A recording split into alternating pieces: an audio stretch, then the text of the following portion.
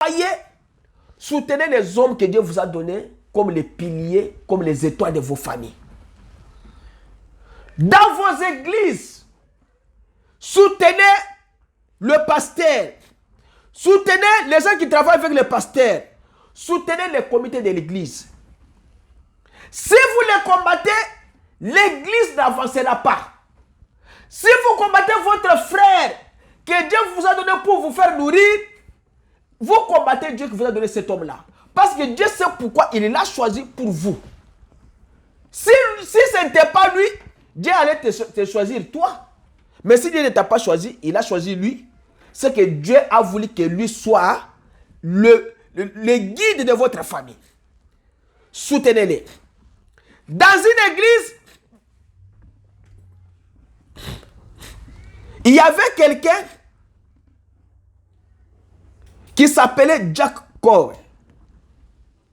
Alors, William Branham dit que cet homme-là était un vaillant prédicateur, était l'un de ses convertis. Jack Coe est allé prier pour un enfant qui n'avait pas de jambes, qui ne marchait pas. Alors l'enfant a prié, il a dit à l'enfant de marcher, l'enfant a marché. Mais quand l'enfant a marché, avant d'arriver à son père, l'enfant est tombé. Alors quand l'enfant est tombé, la maman de l'enfant et le papa de l'enfant ont pris le frère Jack, ils l'ont amené à la justice pour le faire condamner. Maintenant, William Branham dit, écoutez ce que l'église a fait. Pour voir les gens des églises que nous avons dans ce monde. Les genres de prédicateurs que nous avons dans ce monde. Les genres de gens que nous avons dans des églises. S'il y a un problème dans l'église, ils commencent à condamner leurs pasteurs. Ils commencent à condamner leurs frères. Commencent à condamner leurs soeurs. Au lieu de les soutenir, ils les condamnent dans des motifs qui sont valables. Quand on l'a amené à la justice, alors, William Branham dit que, au lieu que l'église s'allie derrière l'homme de Dieu et avancer des arguments, c'est l'église qui va aller maintenant condamner maintenant le prédicateur Jack Coe.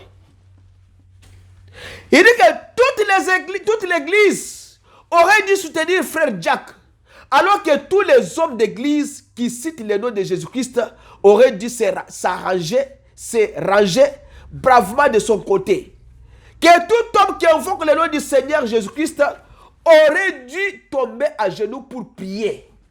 Quand votre frère a un problème dans l'église, vous n'avez pas à le critiquer. Vous avez à vous agenouiller et à prier pour lui.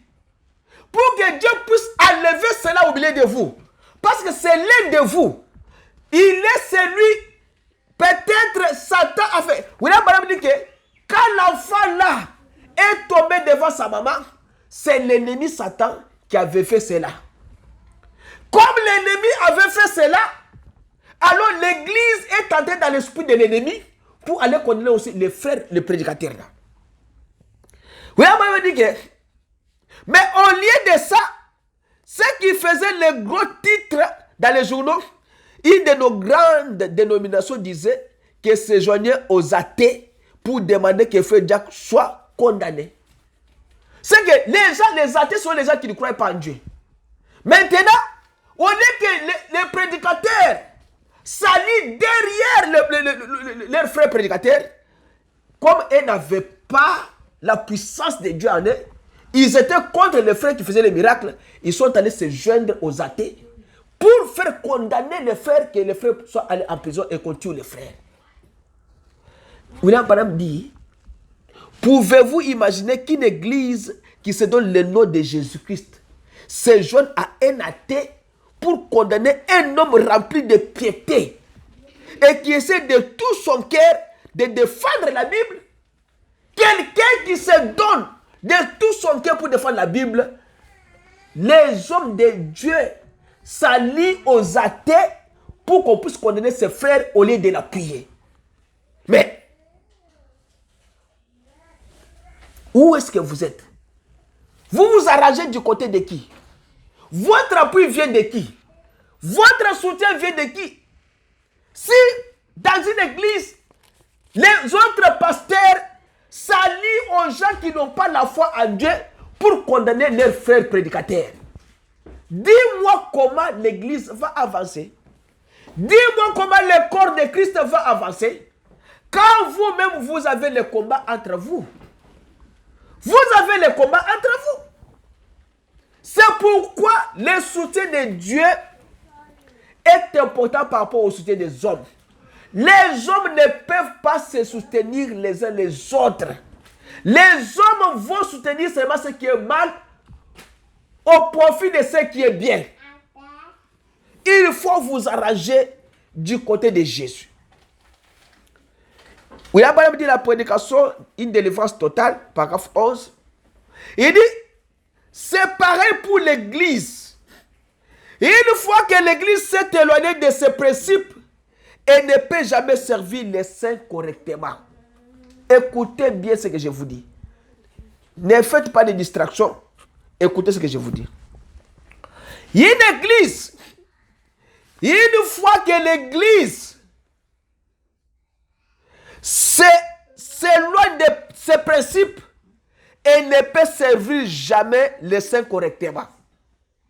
Nous devons rester ensemble et nous devons nous unifier. Dans une église, nous devons rester ensemble. Chercher les problèmes qui rongent au milieu de nous, c'est quel problème? Pourquoi nous n'avançons pas? Pourquoi il y a des critiques? Pourquoi les gens ne reçoivent pas le Saint-Esprit? Ce sont des meilleures questions à se poser à l'église. Vous avez 500 croyants. L'homme là qui prêchait ce jour-là à la télé, il a dit quelque chose. Hein? Il a dit que les gens me combattent. Et ils ont une grande église. Il y a même un chef coutumier qui s'est permis de dire que si moi j'étais là, sa campagne là n'allait pas réussir. Mais lui s'est dit, chrétien, il part à l'église, il combat un pasteur qui a un don de délivrance. Il dit, les églises, vous devez vous unir, vous soutenir les uns les autres. Si l'église s'éloigne de ses principes, elle ne peut jamais servir les saints correctement. Quels sont les principes de l'église? Le premier principe de l'église, c'est l'amour. Et si vous ne vous aimez pas, tu n'aimes pas les gens qui prient dans une autre église. Ou nous avons une grande église. Chez lui, là, toujours, il y a une petite église. Quand on appelle l'église, on appelle une grande église ou une petite église. Non, il y a une église. Quand on dit péché, il n'y a pas un grand péché, un petit péché, on dit péché. Quand il y a l'amour, on ne dit pas qu'il y a un petit amour, un grand amour. Il y a l'amour. Soit c'est toi qui les rend petits, ou bien c'est toi qui les rend grands. Mais l'amour, c'est l'amour. La haine, c'est la haine. L'église, quand on appelle une église, ça s'appelle église. Il n'y a pas une petite église et une grande église. William Branham dit que quand Satan vient, il est dans une église, Satan compte ces gens. 1, 2, 3, 4, 1 million. Moi, j'ai 50 000 membres. J'ai une grande église. Quand Dieu descend dans cette même église-là, Dieu ne compte pas. Dieu pèse l'église. Dieu pèse. Il trouve que dans cette église, il y a 50 000 personnes. Mais il y a 49 999 qui n'ont pas le Saint-Esprit. Il y a seulement une seule personne parmi eux qui ont le Saint-Esprit. Dieu les a pesés. C'est pourquoi vous voyez dans la Bible, hein, il a été dit, peser et compter. Ça c'est dans Daniel. Hein. Le roi a vu les songes. Daniel lui a dit que quand tu vois peser, compter, Dieu t'a pesé sur sa balance. Il t'a trouvé que tu es léger. Dieu n'a pas vu ton importance. Alors, dans une église, il suffit que Dieu réponde. Cela vous suffit. Les frères là, il m'a dit un jour, il était au niveau de Lubumbashi. Et dans le village de Lubumbashi là, il cherchait quelle église qui peut aller. Alors, il a entendu qu'il y a quelque part les gens qui chantaient. Ces chansons-là qu'on chante là, Ah, j'aime cette chanson-là. Le frère est allé pour voir. La nuit, hein, il a dit, je ne peux pas passer seulement la nuit comme ça, sans pourtant que je puisse aller à l'église. Quand il est allé, il a trouvé qu'il y avait 7 personnes la nuit sous les manguiers. Il tapait les mains et le village bougeait. Alors, le frère est venu aussi. Quand il chantait là, c'était une église sous les manguiers. Ils avaient le bois et le feu, alors là-bas, pour que le froid ne puisse pas les faire de problème. Alors, le frère est venu, il est entré aussi parmi eux là. Comme ces gens-là étaient 7 personnes, ils étaient unis entre eux. Ils avaient confiance en leur prédicateur. Vous savez que les prédicateurs avaient quel âge? Mon frère avait dit que le prédicateur avait 16 ans. Mais les gens qui étaient avec lui, ils étaient dans les 40-50, 7 personnes. Mais lui avait 16 ans. Les gens là, tellement que le frère qui les prêchait, il prêchait la vérité, il soutenait le frère qui avait 16 ans là comme leur prédicateur. Et quand le frère là aussi est arrivé, il a commencé à taper aussi les mains sur les manguiers. Ils ont chanté la nuit, toute la nuit. Et le prédicateur a pris la Bible pour prêcher. Il a dit que, mais ça c'est plus que les gens qui ont des églises de 1 million de personnes. Mais sous les manguiers, dans un village à Lubumbashi. Voilà le genre de personnes que nous avons besoin. Parce qu'une église, les gens qui sont nombreux là, ils prient, Dieu ne répond pas. C'est dans la Bible. J'ai encore une écriture dans la Bible, hein, qu'il y a un endroit d'Élie, qui avait fermé les prières des prophètes de Baal. Il y a aussi une autre personne dans la Bible qui avait aussi fermé aussi les prières. Ça, c'est quoi dans les psaumes? Il a dit que même s'ils prient, Dieu ne les écoute pas. Voilà les genres des hommes que nous avons besoin. Alors, Dieu du ciel, quand il vous donne même un frère de 14 ans, qui a Dieu avec lui, vous devez les soutenir. Si vous ne les soutenez pas, c'est que vous les combattez. Il n'y a que céder là. Aaron et Hur, s'ils n'avaient pas soutenu Moïse, c'est qu'Israël allait connaître une défaite dans ce combat-là. Parce que nous, dans une église, nous sommes dans un combat. Les combats, en Amérique, les combats, c'est quoi? Le leadership. Il faut que moi, j'aime beaucoup de gens. Quand les gens viennent à l'église, qu'on trouve qu'il y a des musiciens qui chantent. Écoutez, les musiques là, Dieu ne regarde pas ça. Dieu regarde, il pèse les individus qui sont là-bas. Mais ils sont là-bas. C'est lui qui chante dans la musique là. Ils sont avec la fille qui chante là. Où est Dieu dans une église? Quand quelqu'un commet une mauvaise vie dans une église, même si le pasteur prie, Dieu ne répond pas. Ce sont les péchés des gens qui empêchent même Dieu d'agir dans cette église-là. Quand les gens font une mauvaise vie, Dieu ne doit pas agir dans cette église-là. Parce que le pasteur est au courant que ses frères qui chantent ici, il sort avec cette fille ici. Et puis, tu dois prier Dieu, Dieu va répondre. Non. Moi, j'aimerais au moins, comme on a fait chez la sœur là, on a prié, les démons sont partis. La sœur a dit que depuis votre passage dans notre maison, les enfants dorment comme si vous sont dans le congélateur. C'est ça Dieu. Moi, j'ai vu les témoignages comme ça. Moi, j'ai vu les témoignages que notre passage là a changé la chose chez la personne. Mais ce ne sont pas... Parce que la sœur là, même son mari là, elle m'a dit que on prend d'abord l'état, on va voir. C'est pourquoi l'église, hein, tu peux... Frère Lycée m'a dit que toi tu crois que tu as peu de gens. Non, toi tu as beaucoup tu as une grande église. C'est vrai. Ça, ce n'était pas lui qui avait dit ça.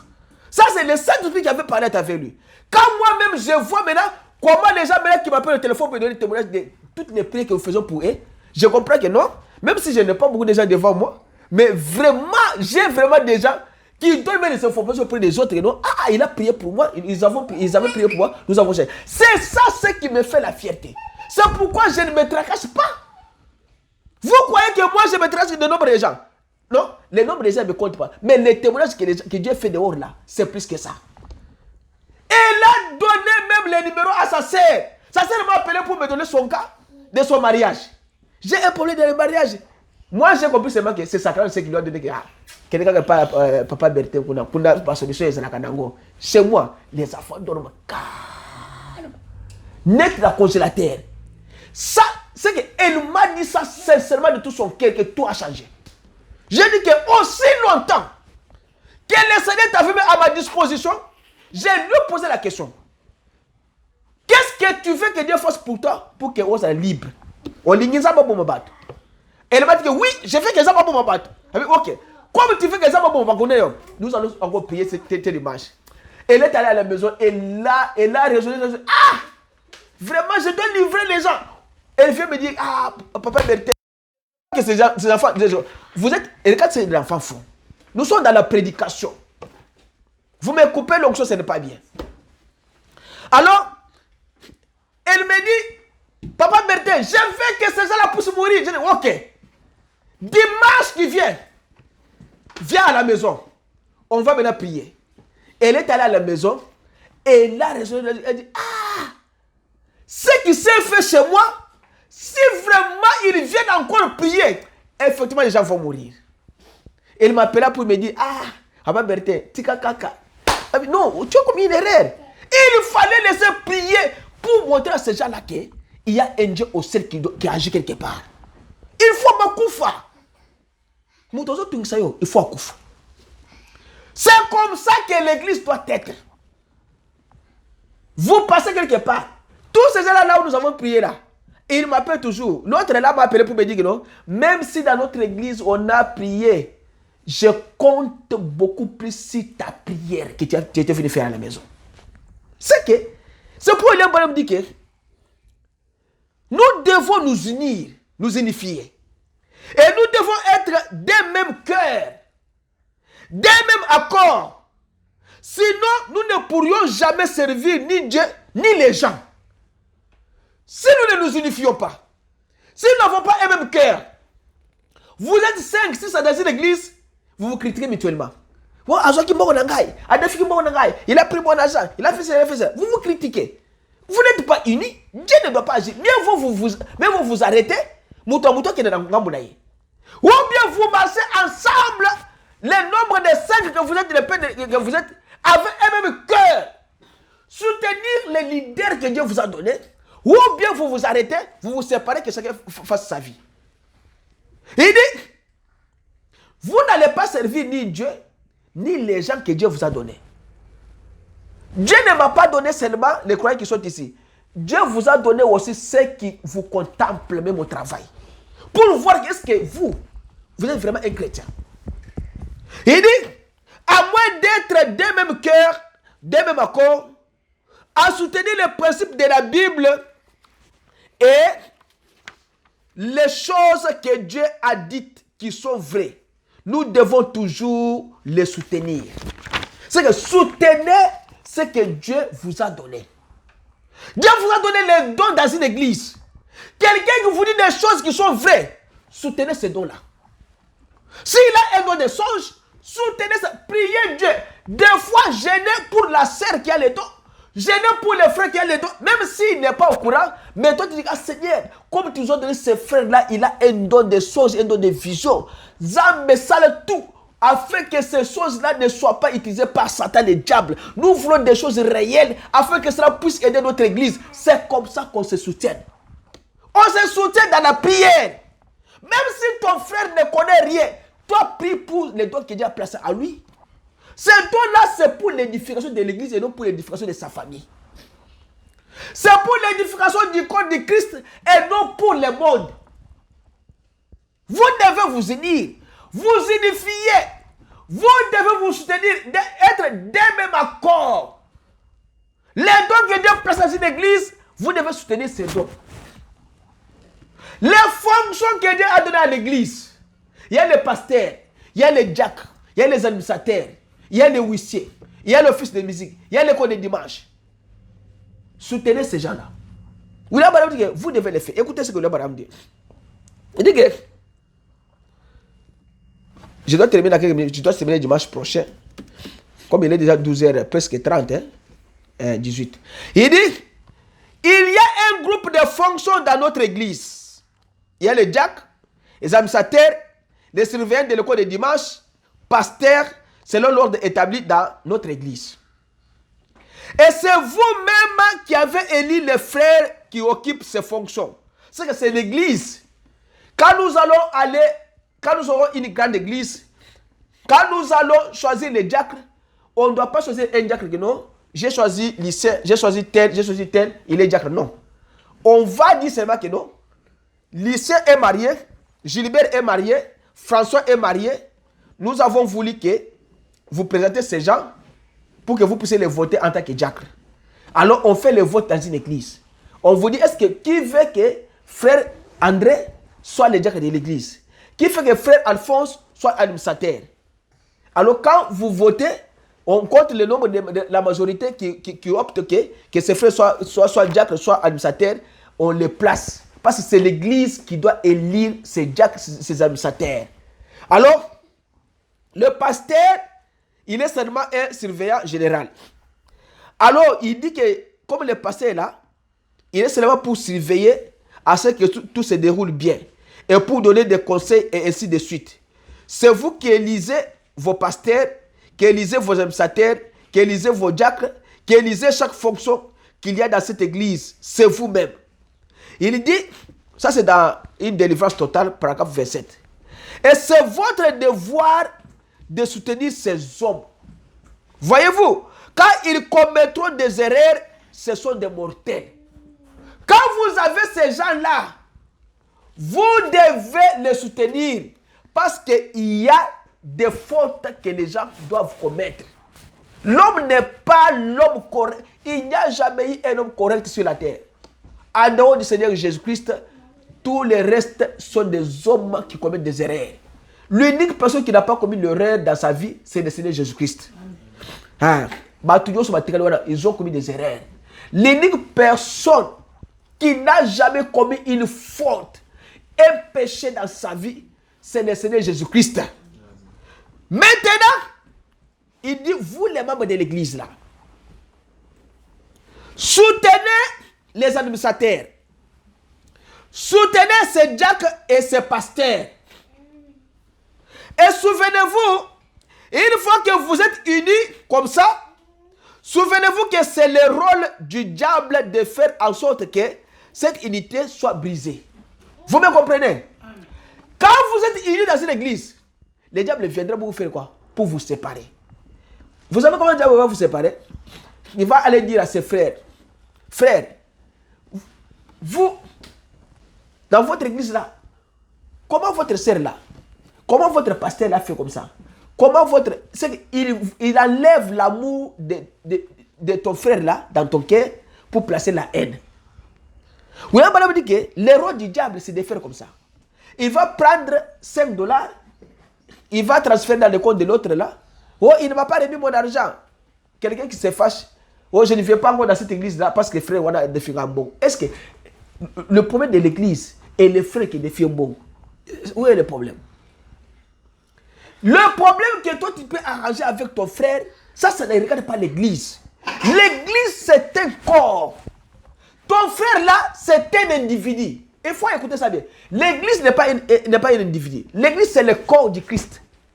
L'homme c'est l'individu. Ne prends pas le problème de l'individu, mettre dans le corps du Seigneur Jésus-Christ, ça ne marchera pas. C'est comme tu prends le sang, tu mets dans un verre. Est-ce que one est possible? Parce que cela est créé sans verre et sans le sang. Le diable veut faire tout pour faire quoi? Pour briser cette unité-là. Alors vous, Dieu vous avertit, tirez beaucoup d'attention. Mais vous, soutenez vos frères qui occupent ces fonctions. C'est ça ce que je voulais parler. Soutenez les gens qui travaillent pour l'église. William Branham dit ceci. Il dit, ça devrait être le motif de chaque chrétien et de chaque personne dans l'église. C'est de nous unifier et de nous serrer les coudes. C'est pourquoi l'Église vote et c'est ce que nous devrions soutenir. Nous devons nous saisir et nous mettre les coudes. Si quelqu'un veut tomber, toi tu ne peux pas tomber. Pourquoi? Les enfants d'Israël, quand ils sont sortis dans le désert, qu'est-ce qu'ils faisaient? Si quelqu'un fait caca, l'autre vient derrière, il trouve qu'il est caca, il prend le sable, il couvre. Pour que son frère qui vient après lui, qui ne puisse pas piétiner sur ça. Vous comprenez les soutiens? Les soutiens de l'église. Un frère qui fait le caca, un autre qui vient derrière lui, il voit, il prend le sable, il couvre pour que l'autre qui viendra après lui, qui ne puisse pas toucher cela. C'est l'amour. Si l'église marche comme ça, tout ira très bien. Mais si vous dites, qui a fait ça? Vous êtes des sorciers, vous êtes des sorciers, ce n'est pas comme ça. L'église, ce n'est pas comme ça. L'église, c'est que vous devez vous mettre des coudes les uns les autres. Il dit, c'est comme ça que nous voulons être tellement complets les uns avec les autres et alors tellement complets entre les mains de Dieu. Vous devez être complet entre les mains de Dieu. Si vous êtes moutundam, Dieu ne veut pas de moutundam. L'homme parti, Dieu veut que si tu es complet ou bien tu n'es pas complet. Quand David est venu devant Goliath, il était complet. Les frères de David, ils étaient incomplets. Saoul, il était incomplet. Parce qu'ils avaient une autre expérience. David avait une autre expérience qui était différente de l'expérience. Ils étaient des personnes incomplètes, mais David était une personne complète. Parce qu'il avait Dieu à lui. Dieu ne veut pas des hommes incomplets. Ou bien tu es complet, ou bien tu ne l'es pas. William Branham dit, chaque chrétien doit avoir une église.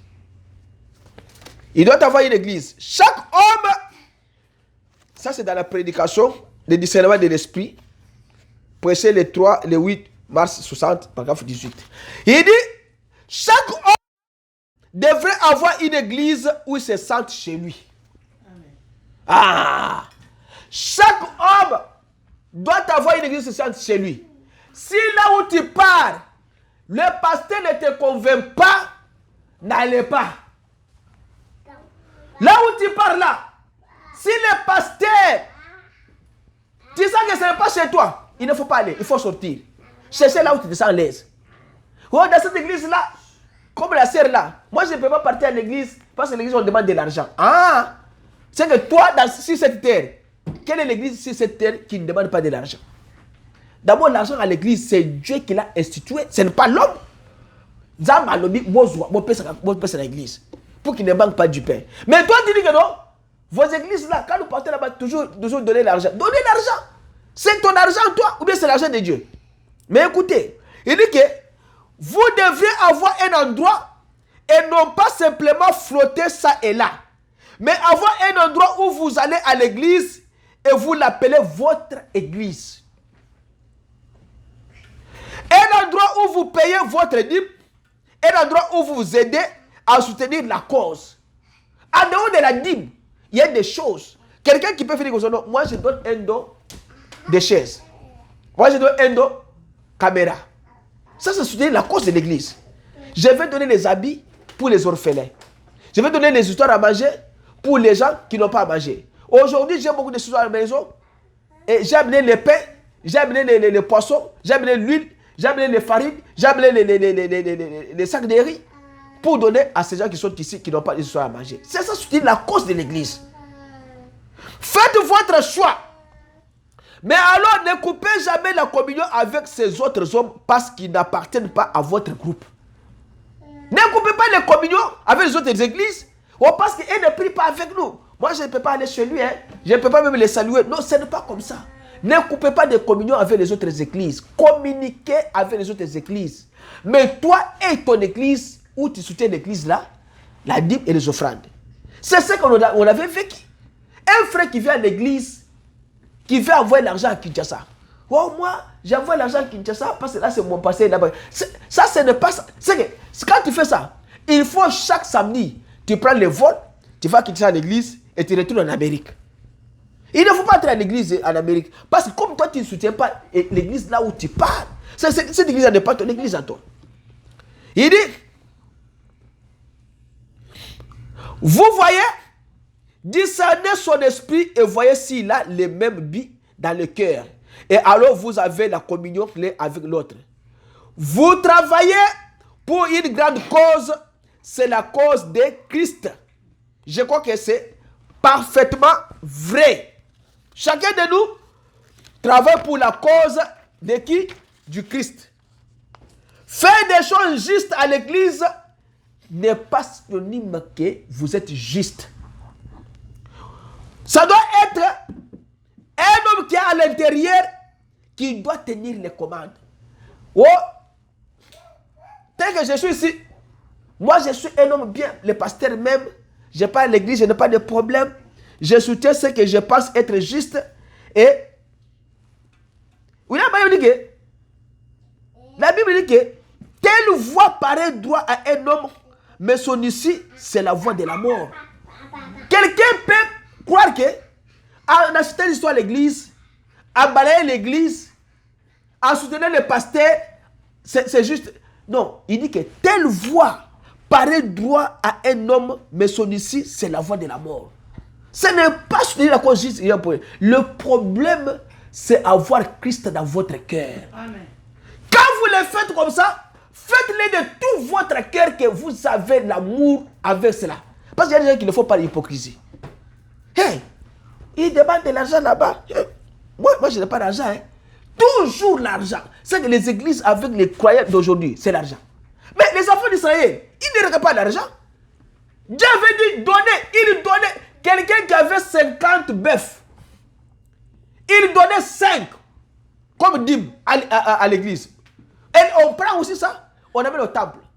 Quelqu'un qui avait l'or, il amenait 10% de l'or à l'église.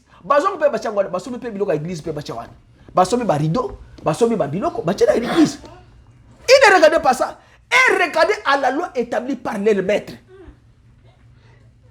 Quelqu'un qui est chrétien, regardez à ton maître. Qui est ton maître? Ah, c'est lui qui te conduit. C'est lui qui est plus fort en toi. C'est celui qui est ton maître. L'incrédulité, s'il est plus fort en toi, c'est celui qui est ton maître.